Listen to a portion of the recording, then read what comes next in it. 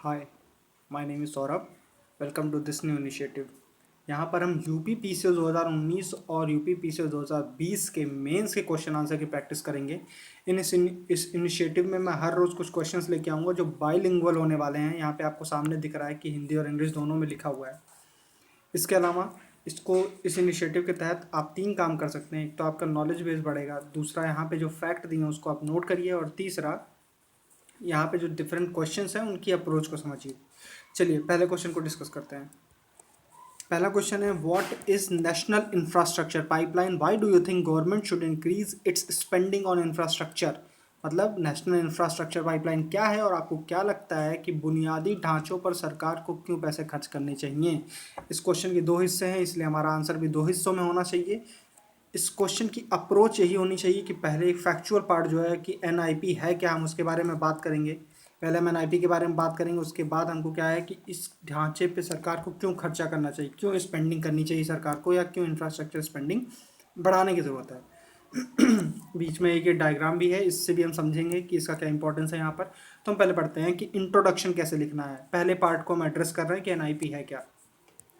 Basically NIP is a group of social and economic infrastructure project, जो कि सरकार 2020 से 2025 के बीच में उसकी प्रायोरिटीज़ हैं। मतलब 2020 से 2025 के बीच में सरकार की कुछ अवसंरचना परियोजनाओं को लेकर के कुछ प्रायोरिटीज़ हैं कि इन्हीं इन्हीं पे वो खर्चा करेंगे, और यही एक ग्रुप जो है उसको हम एनआईपी कहते हैं। एनआईपी कहते हैं। एनआईपी में ध्यान देने वाली बात यह है कि इसमें सोशल और इकोनॉमिक 2 तरीके के इंफ्रास्ट्रक्चर जुड़े हुए हैं, ठीक है, सिर्फ इकोनॉमिक प्रोजेक्ट्स नहीं हैं। आगे क्या है कि इस एनआईपी के अंदर 102 लाख करोड़ रुपए सरकार 2020 से 2025 के बीच में खर्च करने वाली है, ठीक है। 102 लाख करोड़ रुपए खर्च करने वाली है। कौन कौन पैसे देगा, तो यहाँ पे लिखा हुआ है centre, state and private sector. Centre, state और प्राइवेट सेक्टर मिला करके 39 एंड 22% का शेयर कौन, ये 3 लोग मिलकर करेंगे, ठीक है। तो हमने एनआईपी का पहला पार्ट क्वेश्चन का डील कर लिया कि एनआईपी है क्या। सोशल और इकोनॉमिक इंफ्रास्ट्रक्चर का एक ग्रुप है, 2020 से 2025 के बीच में चलने वाला है। 102 लाख करोड़ रुपए खर्च होने वाले हैं, और इसमें अनुपात क्या है, अनुपात है 39 और 22 का, ठीक है। अब हम आगे बढ़ते हैं। जब हम आगे बढ़ेंगे तो हमें क्वेश्चन के आगे पार्ट जो है उसको ध्यान में देना है। आगे हमसे पूछा हुआ है कि क्या लगता है आपको कि सरकार को अपने इंफ्रास्ट्रक्चर बजट पे खर्च करने की क्यों ज़रूरत है। तो मैं यहाँ पे आपको दिखाता हूँ, ये देखिए ये मैप। यहाँ पर लिखा हुआ है कि इंडिया इंफ्रास्ट्रक्चर इन्वेस्टमेंट ट्रेंड, क्या ट्रेंड रहा है हमारा, ट्रेंड क्या रहा है। तो ये देखिए, हमने 2013 में, फाइनेंशियल ईयर 2013 में 5.3 लाख करोड़ रुपए खर्च किए हैं, जो करते करते करते हुए फाइनेंशियल ईयर 2019 में हमने 10 लाख करोड़ रुपए खर्च किए हैं। तो अभी मैं आपसे कह रहा हूँ कि हम 2020 से 2025 के बीच में 102 लाख करोड़ रुपए खर्च करने वाले हैं।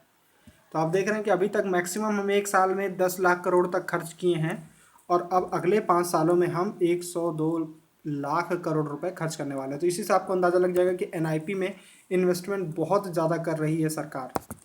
अब ये तो हो गया कि कितना इन्वेस्टमेंट कर रही है, क्यों कर रही है। क्वेश्चन अगला ये कि क्यों कर रही है, क्या क्यों सरकार को अपना इन्वेस्टमेंट पे खर्चा बढ़ाना चाहिए, इंफ्रास्ट्रक्चर इन्वेस्टमेंट पे क्यों खर्चा करना चाहिए। तो मैंने आपको बताया था कि ये सोशल और इकोनॉमिक इंफ्रास्ट्रक्चर का ग्रुप है। तो यहाँ पे कुछ पैसे रोड्स को जाएंगे, कुछ होंगे अर्बन एरियाज़ में जाएंगे, और कुछ पैसे जाएंगे आपके रोड्स में, एनर्जी में और अर्बन एरियाज़ में, ठीक है। हिंदी में भी ये चीज़ें यहाँ पे लिखी हुई हैं। तो आपसे क्वेश्चन ये पूछा था कि क्यों सरकार को अपनी इंफ्रास्ट्रक्चर स्पेंडिंग बढ़ानी चाहिए। तो पार्ट 2 ऑफ द क्वेश्चन अब हम डील कर रहे हैं। उसमें देखिए, पहला इंपॉर्टेंट रीज़न ये है कि इंडिया में जो है ना वो शहरीकरण बढ़ रहा है। एक रिपोर्ट के हिसाब से 2030 तक 42% जनता जो भारत की है वो शहरों में रहेगी। शहरों में अभी भी इंफ्रास्ट्रक्चर की स्थिति बहुत बुरी है, इसलिए ईज़ ऑफ लिविंग आप अगर बात करेंगे तो ईज़ ऑफ लिविंग में ग्लोबल लिवेबिलिटी इंडेक्स भी आता है, उसमें देखेंगे तो इंडिया की रैंक बहुत पुअर रहती है, क्योंकि यहाँ पे शहरों में इंफ्रास्ट्रक्चर बहुत ख़राब है। और 2030 तक जब 42% जनसंख्या वहाँ पहुँच जाएगी तो स्थिति और बुरी हो जाने वाली है। अभी 2011 के सेंसस के हिसाब से सिर्फ 31% नगरीकरण हुआ है, मतलब 31% लोग ही अभी शहरों में रह रहे हैं, लेकिन बाद में 2030 तक ये बढ़ के 42% होने वाला है। तो पहला रीज़न ही हो गया। दूसरा है डेमोग्राफिक डिविडेंड या जनसांख्यिकी लाभांश। इसके बारे में आपको पता ही है कि हमारी पॉपुलेशन बहुत बड़ी है और उसमें वर्किंग एज पॉपुलेशन बहुत बड़ी है। एक डेटा ये कहता है कि 2030 तक 68% हमारी जो पॉपुलेशन है दैट इज 1.03 बिलियन 1.03 बिलियन लोग जो होंगे वो वर्किंग एज में होंगे। तो इसलिए एक ऐसा इंफ्रास्ट्रक्चर जरूर होना चाहिए जो इन लोगों की कैपेबिलिटीज़ को, इन लोगों के स्किल्स को यूज़ करके इकोनॉमिक ग्रोथ में कंट्रीब्यूशन करे। ठीक है, तो इसलिए भी इंफ्रास्ट्रक्चर पर सरकार को खर्च करना बहुत ज़रूरी है। पहला हो गया क्या कि अर्बनाइजेशन होगा, दूसरा क्या कि इतनी बड़ी जनसंख्या है जिसको क्या नाम है काम, जिसकी हम बेनिफिट्स ले सकते हैं, डेमोग्राफिक डिविडेंड रीप कर सकते हैं। लेकिन अगर ये नहीं होता है तो यहाँ पे लिखा हुआ है लाभांश एक आपदा में भी बदल सकता है। यहाँ पे देखिए लिखा हुआ है अगर आप इकोनॉमिक इंफ्रास्ट्रक्चर उस तरीके का नहीं प्रोवाइड कर पाए, सोशल इंफ्रास्ट्रक्चर उस तरीके का नहीं प्रोवाइड कर पाए तो ऐसा भी हो सकता है। नेक्स्ट पॉइंट बताता है climate change and disaster resilience. देखिए अभी हाल ही में इंडिया के दो क्लाइमेट से रिलेटेड दो इनिशिएटिव बहुत ही फेमस हुए हैं। पहला है इंटरनेशनल सोलर अलायंस और दूसरा अभी हाल ही में हुआ है CDRI। ठीक है, coalition for disaster resilient infrastructure. इसका मतलब क्या है कि एक ऐसा इंफ्रास्ट्रक्चर बनाने पर हमको फोकस करना है जो डिजास्टर के निगेटिव इम्पैक्ट को, जो भी डिजास्टर होते हैं उनके निगेटिव इम्पैक्ट को झेल सके। ठीक है, तो CDRI अभी इंडिया ने शुरू किया है, बहुत ही इंपॉर्टेंट इनिशिएटिव है, ज़रूर लिखिएगा इसको कहीं भी। तो इंडिया ने CDRI का इनिशिएटिव लिया है, इसलिए भी इंफ्रास्ट्रक्चर पे इन्वेस्टमेंट करना इंडिया को बहुत ही ज़रूरी है। नेक्स्ट पॉइंट आता है ग्लोबल कॉम्पिटिटिवनेस का। ग्लोबल कॉम्पिटिटिवनेस इंडेक्स निकालता है world economic forum. World economic forum के इस इंडेक्स में अगर इंफ्रास्ट्रक्चर वाला रैंकिंग देखा जाए तो इंडिया की रैंक बहुत ही पुअर है। India is 70 out of 140 countries. ठीक है, ये बहुत बढ़िया रैंकिंग नहीं है, इसको और सुधारा जा सकता है। ठीक है, 70 आउट ऑफ 140 यहाँ पे लिखा हुआ है। ठीक है, इसको हमको सुधारने की ज़रूरत है, तो इसलिए भी इंफ्रास्ट्रक्चर पे खर्चा करने की ज़रूरत है। इसके अलावा क्या पॉइंट्स आप लिख सकते हैं, ईज ऑफ डूइंग बिजनेस के बारे में लिख सकते हैं। आपको पता है कि जब इंफ्रास्ट्रक्चर रहेगा तभी बिजनेस होता है। उसके बाद आपको याद आएगा कि 5 ट्रिलियन इकोनॉमी के लिए प्राइम मिनिस्टर का एम है। 5 ट्रिलियन इकोनॉमी के लिए भी बहुत ही ज़रूरी है इंफ्रास्ट्रक्चर इन्वेस्टमेंट। यहाँ पे एक खास पॉइंट मैं आपको बताता हूँ। देखिए इंडिया ने 1.4 ट्रिलियन खर्च किया है, करीब 100 लाख करोड़ खर्च किया है पिछले एक दशक में। ठीक है, मैं आपसे कुछ बता रहा हूँ, बहुत इंपॉर्टेंट फैक्टर ध्यान दीजिए।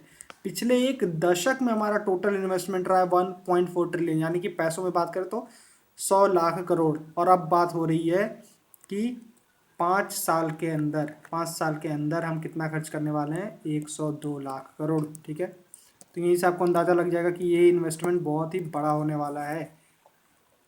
तो इन सारे पॉइंट पे आप कह सकते हैं कि ठीक है, हमने बात कर ली कि NIP है क्या, और हम आगे बात कर लिए कि NIP पे क्यों सरकार को खर्चा ज़्यादा करना चाहिए। ठीक है, रही बात इस पार्ट की कि अगर इसमें कुछ और भी लिखा जा सकता है, हाँ इसमें ज़रूर कुछ और लिखा जा सकता है। इसमें inland waterway authority of India, inland waterway के बारे में बात किया सकता है। यहाँ पर आप और इंफ्रास्ट्रक्चर प्रोजेक्ट जो भी आपको दिमाग में आए, जैसे सागरमाला, भारतमाला, ये सारे पॉइंट्स बहुत इंपॉर्टेंट है। सागरमाला है, भारतमाला है, फूड पार्क है। ठीक है, ये सब क्या है, इंफ्रास्ट्रक्चर प्रोजेक्ट ही हैं। लेकिन यहाँ पे क्वेश्चन पूरा ब्रॉडली इंफ्रास्ट्रक्चर के बारे में पूछ रहा है, इसलिए एक एक के बारे में हमने बात नहीं करी है। आपसे अगर उसके बारे में पूछता है, बीच बीच में पूछता है, या कोई एक पर्टिकुलर के बारे में पूछता है, तो भी आप यहाँ से इस क्वेश्चन के फैक्ट को यूज़ करके एक बहुत ही अच्छा क्वालिटी वाला आंसर लिख सकते हैं। ठीक है, तो ये बाइलिंगुअल डिस्कशन था। चलते हैं दूसरे क्वेश्चन की तरफ।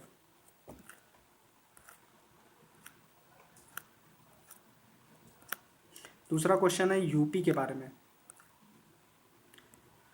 यूपी PCS में कई सारे सवाल यूपी गवर्नमेंट के आते हैं। आपने इस साल का पेपर देखा होगा 2018 का, जिसमें यूपी की डिटेल्ड क्वेश्चंस पूछे गए हैं। यूपी की कुछ पॉलिसीज़ पूछी गई हैं और यूपी के अब हमारे पास यूपी के लिए अच्छा खासा माल तैयार होना चाहिए। क्वेश्चन आगे पढ़ते हैं। Uttar Pradesh government aims to achieve 1 trillion economy by 2024। What are the prospects and challenges. कि उत्तर प्रदेश सरकार ने 2024 तक 1 ट्रिलियन अर्थव्यवस्था का लक्ष्य तो रख दिया है, तो इसके एवज में, इसके रिस्पेक्ट में क्या संभावनाएं हैं, क्या चुनौतियां हैं। ठीक है, तो इस क्वेश्चन के भी 2 पार्ट हैं, 2 पार्ट में आंसर होना चाहिए। पहले पार्ट को डिफाइन करते समय आपको ये लिखना है कि हाँ ये लक्ष्य रखा गया है, इस लक्ष्य को हम पा सकते हैं, नहीं पा सकते हैं, और इस लक्ष्य के आसपास में हम हैं या नहीं है, मतलब आज की जो सिचुएशन है। दूसरे पार्ट में आपको लिखना है कि कैसे कैसे पा सकते हैं, और पाने जाएंगे तो क्या क्या हमारे पास दिक्कत है। ये हो गया मोटा मोटा अप्रोच। इस तरीके से आपको सोचना है। एक बार जब सोच बन जाती है तो फिर आंसर में फैक्ट या डेटा या उससे हिसाब से कोई भी जो इन्फॉर्मेशन है वो ऑटोमेटिकली आने लगती है। तो हम नेक्स्ट अब आगे बढ़ते हैं क्वेश्चन में। देखिए इंट्रोडक्शन में मैंने लिख दिया यूपी की इंपॉर्टेंस के साथ, आप भी इसी तरीके से शुरू करिए कि यूपी में 16% ऑफ द नेशनल पॉपुलेशन रहती है और यूपी का कंट्रीब्यूशन 8.8% है इंडिया की जीडीपी में, ठीक है। तो इस तरीके से आप इसको क्वेश्चन से जोड़ दीजिए कि इतना पॉपुलेशन है, ये हमारा इकोनॉमी में कंट्रीब्यूशन है, इसलिए 1 ट्रिलियन इकोनॉमी को हासिल करके यूपी भारत की अर्थव्यवस्था का ग्रोथ इंजन बन सकता है। ये हो गया आपका इंट्रोडक्शन। इंडिया का UP can be a growth engine for development of national economy, ठीक है। 1 ट्रिलियन हमारा, 5 ट्रिलियन इंडिया का। नेक्स्ट पार्ट कि गोल बहुत ही एस्पिरेशनल है, लक्ष्य अत्यंत आकांक्षी है, महत्वाकांक्षी लक्ष्य है, लेकिन अभी करंट सिचुएशन क्या है? करंट सिचुएशन ये है कि यूपी की इकोनॉमी 0.234 ट्रिलियन डॉलर्स की है। इसको 5 गुना करना पड़ेगा, तब जाके हम पहुंचेंगे 1 ट्रिलियन पे, ठीक है।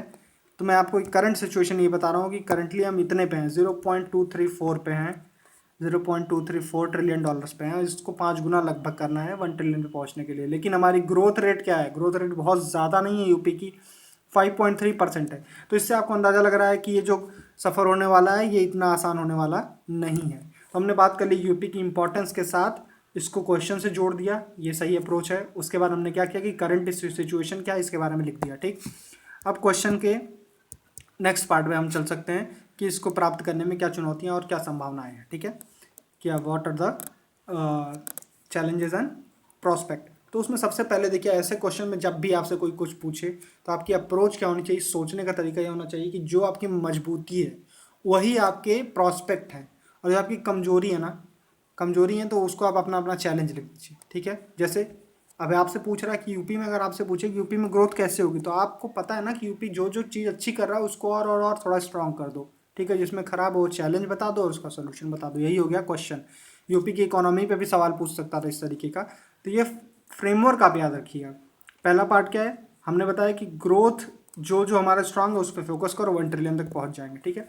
तो पहली चीज़ है एग्रीकल्चर एंड फूड प्रोसेसिंग, कृषि और खाद्य प्रसंस्करण। यूपी की 50% से जनसंख्या, 50% से ज़्यादा जो वर्क फोर्स है वो क्या किस में लगा हुआ है? एग्रीकल्चर पे डिपेंडेंट है, डायरेक्टली या इनडायरेक्टली। अब इतने सारे लोग जो अपनी पूरी इकोनॉमिक प्रोडक्टिविटी एग्रीकल्चर में ही दे रहे हैं, तो अगर हम किसी भी तरीके से एग्रीकल्चर की प्रोडक्टिविटी को बढ़ा दें तो हम बाय डिफ़ॉल्ट अपना यूपी को 1 ट्रिलियन की तरफ लेके जा सकते हैं। तो इसमें आप क्या क्या लिख सकते हैं? बहुत सारे पॉइंट आप लिख सकते हैं। तो डिस्कस करते समय हम कुछ के बारे में बात करते हैं। देखिए, जब एग्रीकल्चर की बात करिए तो लाइफ साइकिल की बात करिए। लाइफ साइकिल का मतलब कोई जब से पैदा हुआ जब से जब मरने तक, यानी कि एग्रीकल्चर में क्या मतलब हुआ इसका? खाना प्रोड्यूस होने से पहले से लेकर के मार्केट में पहुंचने तक, ये होता है एग्रीकल्चर का लाइफ साइकिल अप्रोच। तो आप लिखिए पहले कि सबसे पहले क्या आएगा कि एग्रीकल्चर की प्रोडक्टिविटी बढ़ाओ, फिर उसके बाद कटने के बाद जो लॉसेज होते हैं, पोस्ट हार्वेस्ट लॉसेज को कम करो, उसके बाद मार्केट को इंटीग्रेट करो। मार्केट इंटीग्रेशन के लिए ही एपीएमसी एक्ट आई थी, और अभी हाल ही में एपीएलएम एक्ट आई है, ठीक है। उसके बाद क्या करो? फूड प्रोसेसिंग, क्या नाम, कोल्ड स्टोरेज फैसिलिटी बढ़ाओ, मार्केट जोड़ो और लॉजिस्टिक सपोर्ट दो, रोड अच्छी बनाओ, इंफ्रास्ट्रक्चर प्रोजेक्ट बनाओ। फूड प्रोसेसिंग के लिए संपदा का आप बात कर सकते हैं, ठीक है। मार्केट की बात कर सकते हैं, एग्रीकल्चर की आय दुगनी करने के लिए अशोक दलवाई की बात कर सकते हैं। तो ये सारे पॉइंट आप इस तरीके से लिख सकते हो कि एग्रीकल्चर को किस तरीके से प्रॉफिटेबल बनाना है। और जैसे ही एग्रीकल्चर प्रॉफिटेबल हुआ, आपका जो प्रोडक्शन है, आपका जो यूपी का कंट्रीब्यूशन है 1 ट्रिलियन की तरफ, वो बढ़ जाएगा। नेक्स्ट पोर्शन है फूड प्रोसेसिंग। फूड प्रोसेसिंग में बहुत ही इंपॉर्टेंट है फूड प्रोसेसिंग, इंडिया की प्रायोरिटी है इस समय। लास्ट ईयर फूड प्रोसेसिंग के लिए संपदा एक्ट, संपदा स्कीम आई थी, जिसका मेन उद्देश्य यही है कि फूड पार्क इस्टेब्लिश करना है और फूड पार्क के थ्रू फूड प्रोसेसिंग कैपेबिलिटीज़ को बढ़ाना है, ठीक है। इसके बाद आएगा एक ऑपरेशन ग्रीन चला था, जो टमाटर, ऑनियन और पोटैटो के लिए चला था। इसका उद्देश्य भी यही था कि हम देखते हैं कि इन 3 चीज़ों की प्राइस में बहुत ज़्यादा वॉलेटिलिटी रहती है साल में। कभी कभी टमाटर, प्याज 80-80 रुपये किलो बिक रहे होते हैं। तो इस चीज़ को कम करने के लिए और फूड प्रोसेसिंग के लिए ये चीज़ें साल भर अवेलेबल हों, इसलिए ऑपरेशन ग्रीन लाया गया था सरकार के द्वारा। और सबसे इम्पॉर्टेंट कृषि निर्यात नीति, एग्रीकल्चर एक्सपोर्ट पॉलिसी भी लाई थी 2018 में, जिसका उद्देश्य ये है कि एग्रीकल्चर को में एक्सपोर्ट को बढ़ाना है, लगभग दुगना करना है। एग्रीकल्चर के एक्सपोर्ट को 30 बिलियन डॉलर है अभी आज की डेट में, 30 बिलियन डॉलर हमारा एग्रीकल्चर एक्सपोर्ट, जिसको 60 बिलियन डॉलर करना है, ठीक है। लगभग दुगना करना है। इंडिया का जो भी कंट्रीब्यूशन है ग्लोबल ट्रेड में उसको भी दुगना करना है, ठीक है। और इंडिया की एक तरीके से ब्रांड मेकिंग करनी है कि इंडिया के सामान को एज अ ब्रांड बाहर देखा जाए, ठीक है। तो ये सारी चीज़ें, बहुत सारी चीज़ें हैं उस एग्रीकल्चर एक्सपोर्ट पॉलिसी में, आप बस उसका नाम भी लिख देंगे तो यहाँ पे काम चल जाएगा। तो ये होगा एग्रीकल्चर। दूसरा आता है एमएसएमई। यूपी में एमएसएमई बहुत ही इंपॉर्टेंट है, ध्यान दीजिएगा। जितनी भी यूनिट्स एमएसएमई की देश भर में चल रही हैं उसकी करीब 14% सिर्फ यूपी में है। देख रहे हैं आप कितना इंपॉर्टेंट सेक्टर है यूपी के लिए एमएसएमई। तो यूपी में एमएसएमई बहुत ही इंपॉर्टेंट है, वो आप ज़रूर लिखिए। उसके बाद अब एमएसएमई के बारे में क्या सबसे इंपॉर्टेंट गवर्नमेंट की स्टेप चल रही है, 1 डिस्ट्रिक्ट 1 प्रोडक्ट। ये यूपी सरकार की बहुत ही इंपॉर्टेंट एक इनिशिएटिव है। इसमें क्या है कि हर एक डिस्ट्रिक्ट जो यूपी की है उसके लिए एक स्पेशलाइज्ड प्रोडक्ट को चुना गया है जो वहाँ की खासियत है। ऐसा करने से क्या होगा कि उस चीज़ के लिए एक मार्केट तैयार होगी। जैसे हम जीआई की बात करते हैं तो जीआई का मतलब क्या है, जीआई का 2-3 पर्पज़ है। पहला क्या कि वो फेमस इतना हो जाएगा कि उसकी वजह से उसके लिए एक मार्केट तैयार होगी, वो एक ब्रांड बन जाता है। दूसरी चीज़ क्या है कि जीआई की वजह से एक रिकॉग्निशन मिलेगा, तो जो एक स्टैंडर्ड बिल्डिंग हो जाती है कि मतलब इतने ही स्टैंडर्ड के सामान लोग बनाना शुरू करेंगे, उससे ख़राब स्टैंडर्ड की बिकेगी नहीं। तो ये जीआई का भी एक तरीके का फ़ायदा है। तो 1 डिस्ट्रिक्ट 1 प्रोडक्ट में भी यही कुछ फ़ायदे होने वाले हैं कि वो डिस्ट्रिक्ट पॉपुलर होगा, वहाँ का टूरिज्म बढ़ेगा, वहाँ की चीज़ों को मार्केट मिलेगी, और वो जो पर्टिकुलर प्रोडक्ट को चुना गया है उसके लिए तो मार्केट बनेगी ही बनेगी। तो इसको हम कहते हैं एक फॉरवर्ड और बैकवर्ड लिंकेज तैयार होगा इस पूरी चीज़ के लिए, ठीक है। तो ये एक बहुत ही मतलब बहुत ही अच्छी इनिशिएटिव है यूपी गवर्नमेंट का। उसके बाद आप बात कर सकते हैं एमएसएमई में और जो स्टेप लिए गए हैं, जैसे 59 मिनट पोर्टल। 59 मिनट पोर्टल क्या है कि जब भी आप एमएसएमई कोई लोन लेना चाहता है तो उसको 59 मिनट के अंदर एक लोन प्रोवाइड किया जाएगा। ये 59 मिनट पोर्टल है।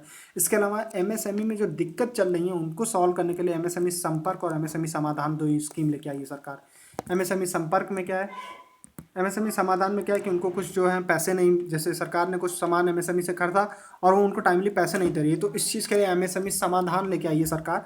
और एमएसएमई संपर्क क्या है कि जैसे एमएसएमई, आपको एमएसएमईज में किसी में जॉब ढूंढना है तो एक तरीके का मीडिएटर ऐप है, ये मीडिएटर पोर्टल है जिसमें जॉब सीकर जिनको जॉब चाहिए वो वहाँ पर रजिस्टर करेंगे और जॉब देने वाले यानी कि एमएसएमईज रजिस्टर करेंगे, और अपनी ज़रूरत के हिसाब से एक दोनों लोग आपस में डील कर सकते हैं, ठीक है।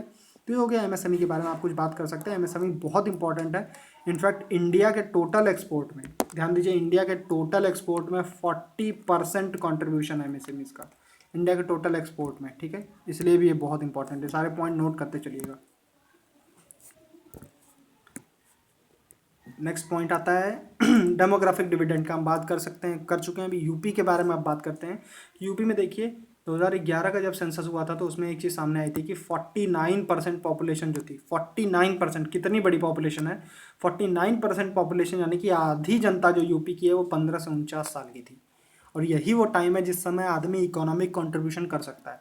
तो इससे आपको अंदाज़ा लग जाएगा कि यूपी में जो लेबर है, यूपी का जो वर्क फोर्स है वो कितना स्ट्रांग फैक्टर है यूपी के लिए। अगर हम इन सबको स्किल प्रोवाइड कर दें तो ये कितना फ़ायदेमंद हो सकता है यूपी के लिए, ठीक है। ये लोग एंटरप्रेन्योर बन सकते हैं, कहीं जाके अपना मैनुअल लेबर दे सकते हैं या किसी तरीके का स्किल्ड लेबर दे सकते हैं, कुछ भी कर सकते हैं, ठीक है। ये हो गया डेमोग्राफिक डिविडेंड का ये फ़ायदा है। तो इसी को ध्यान में रखते हुए यूपी ने एम किया है कि वो 65 लाख लोगों को 2030 तक क्या करेगा, स्किल प्रोवाइड करेगा। अदर सेक्टर क्या है यूपी के, एनिमल हस्बेंड्री। देखिए अगर पोल्ट्री को छोड़ दिया जाए तो पोल्ट्री को छोड़ के बाकी लाइव स्टॉक में यूपी रैंक 1 है, ठीक है। इतने ज़्यादा यहाँ पे लाइव स्टॉक हैं, उससे आपको अंदाज़ा लग सकता है कि यूपी में ये लाइव स्टॉक सेक्टर पे अगर हम कुछ काम करते हैं, डेयरी डेवलपमेंट पे काम करते हैं, ब्लू रिवॉल्यूशन है, ग्रीन रिवॉल्यूशन है, या फिर क्या नाम है, वाइट रिवॉल्यूशन है, ऐसा कोई भी हम काम करते हैं, पिंक रिवॉल्यूशन, तो वो फायदेमंद होने वाला है यूपी के लिए। सर्विस सेक्टर आप टूरिज्म को प्रमोट कर सकते हो, ठीक है। डिफेंस मैन्युफैक्चरिंग, आपको पता है डिफेंस कॉरिडोर यूपी में बनाया जा रहा है, ठीक है। ये कुछ फैक्ट हो गए इनके बारे में। बाकी आप क्या इनके अलावा क्या बात कर सकते हो, देखिए आंसर में वर्ड लिमिट होती है इसलिए आपको थोड़ा ही लिखना होता है, या जितना ज़रूरत है उतना ही लिखना है। लेकिन आप ऐसे बात करते समय या ऐसे सोचते समय बहुत सारे पॉइंट सोच सकते हैं। कुछ जो आपको पॉइंट मिले वो ज़रूर बताइएगा, ठीक है। कुछ चैलेंजेस के बारे में बात करते हैं कि इस पूरे प्रोसेस में क्या चैलेंजेस आने वाले हैं। देखिए यहाँ पे लिखा हुआ है कि कम कार्यबल भागीदारी दर, मतलब क्या है कि work force participation rate UP में बहुत कम है, 32% के करीब है, जो कि नेशनल एवरेज से कम है, ठीक है। ये मतलब इतने लोग ही वो पार्टिसिपेट कर रहे हैं किसी न किसी तरीके की इकोनॉमिक एक्टिविटी में, बाकी 68% पॉपुलेशन किसी न किसी तरीके से यूपी की जो है वो डिपेंडेंट है, उनका कोई इकोनॉमिक कंट्रीब्यूशन है ही नहीं। तो ये डेमोग्राफिक डिविडेंड का क्या मतलब जब ये लोग काम ही नहीं कर रहे हैं, समझ रहे हो आप। तो ये डेमोग्राफिक डिजास्टर हम इसको कह सकते हैं। दूसरा क्या है कि लो स्किल्स, हमने बात करी है, आपने अभी देखा होगा इस माइग्रेंट क्राइसिस में कि मैक्सिमम जनता जो हमारी जो बाहर गई है कोई काम करने, वो लो स्किल्ड काम कर रहे हैं, वो मैनुअल लेबर या तो काम कर रहे हैं, या यहाँ पर है तो डिस्गाइज्ड अनएम्प्लॉयमेंट है। डिस्गाइज्ड अनएम्प्लॉयमेंट मतलब प्रछन्न बेरोजगारी, मतलब क्या है कि जितने लोग की ज़रूरत है उससे ज़्यादा लोग काम कर रहे हैं, ये होती है प्रछन्न बेरोजगारी। ये यूपी में एक बहुत बड़ी समस्या है। उसके बाद आप बात कर सकते हैं हाई जियो डेमोग्राफिक लोड, ये बहुत ही इंपॉर्टेंट कीवर्ड है, इसको आप लिख सकते हो। देखो इसका का मतलब क्या होता है, किसी भी जगह पे पॉपुलेशन और रिसोर्स का जो रेशियो होता है ना, वो अगर निगेटिव चल रहा है, मतलब रिसोर्स कम पॉपुलेशन ज़्यादा, तो ऐसे को हम कह सकते हैं हाई जियो डेमोग्राफिक लोड है। मतलब जियो मतलब अर्थ पे, डेमोग्राफिक लोड बहुत ही ज़्यादा है। ये बहुत इंपॉर्टेंट कीवर्ड है, इसको आप यूज़ कर सकते हैं, ठीक है। तो यूपी के लिए आप जान ही रहो, ये हाई जियो डेमोग्राफिक लोड है, ये पॉइंट आप लिख सकते हो। इसके बारे में और भी चीज़ें लिख सकते हो। बाकी लिखोगे आप स्क्यूड डेवलपमेंट पैटर्न, यानी कि जो समावेशी विकास है वो नहीं है यूपी में। आपको भी पता है western UP industrial, eastern UP उसको तो ग्रीन रिवॉल्यूशन का फ़ायदा भी नहीं मिला। बुंदेलखंड डेवलपमेंट में बहुत पीछे चल रहा है, और नॉर्थ में आप देखोगे बाढ़ वगैरह आ रही है, ठीक है। तो इस तरीके से क्या है, समावेशी विकास है, नहीं है, समावेशी विकास नहीं मिल रहा है। वेस्टर्न यूपी को दिल्ली जैसी मार्केट मिल जा रही है, ईस्टर्न यूपी को ऐसा कुछ फ़ायदा नहीं मिल रहा है। बुंदेलखंड में मैक्सिमम जो डेवलपमेंट कार्य हैं वो सरकार के इनिशिएटिव पर ही हो रहे हैं, क्योंकि लोग वहाँ से वैसे ही माइग्रेट करते हैं पहले। तो इस तरीके से आप देखो कि समावेशी विकास नहीं है। तो जब समावेशी विकास ही नहीं है तो हर एरिया के लोग इक्वल कंट्रीब्यूशन तो कर ही नहीं सकते ना इकोनॉमी डेवलपमेंट में। तो ये भी एक बहुत बड़ा रोल है। इसके अलावा आप बहुत सारे पॉइंट लिख सकते हैं, जैसे एनर्जी के बारे में बात कर सकते हैं यूपी में। यूपी के आप क्या नाम मिनरल्स के बारे में बात कर सकते हैं, बहुत ज़्यादा मिनरल रिच यूपी स्टेट नहीं है। ये सब पॉइंट आप लिख सकते हो कि क्यों, क्या क्या कंस्ट्रेंट हैं 1 ट्रिलियन तक जाने में, ठीक है। तो ये हुआ मेरा एक डिस्कशन। आपको अगर ये जैसा भी लगता है आप ज़रूर बताइएगा, ठीक है। बाकी हम मिलते हैं फिर से अगले क्वेश्चंस के साथ। Thank you.